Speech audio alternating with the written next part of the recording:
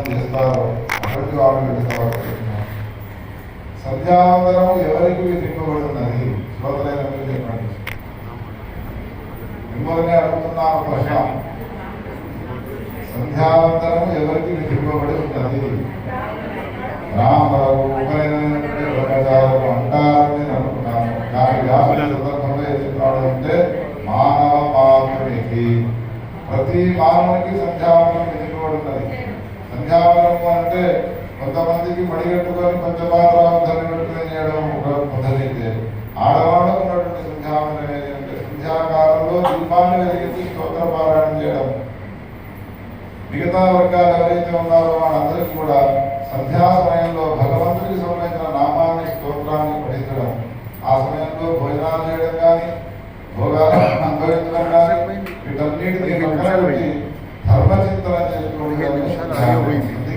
చేసేటువంటి నమస్కారము సంధ్యావందనము అంటారు. ఈ పనిని చేయడం వల్ల ఏమవుతుంది? మనకు ఉత్తమమైనటువంటి సూర్యోకాలం కలుగుతుంది. ఆదివారం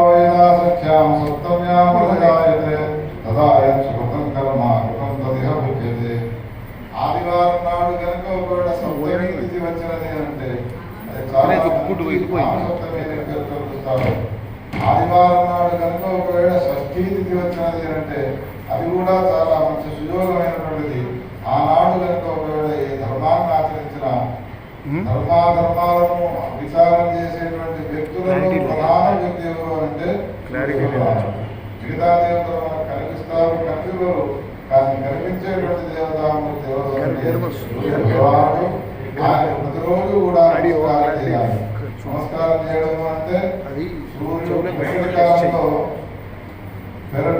స్నానం చేసి అందరూ నిద్రలు లేచిన తర్వాత మడిగట్టుకున్నటువంటి తడిబట్టలతో మమ్మల్ని చూస్తారు భావించి అందరూ నిద్ర లేవడానికంటే ముందు తాము నిద్ర లేచి స్నానం చేసి కుండలో లేదా బిందెలో నెత్తి మీద పెట్టుకుని ఊరవతల ఉండేటువంటి బావి పైన మంచినీళ్ళు ఉంటాయి, నీళ్ళు తీసుకురావాలంటే వెళ్ళేవాడు.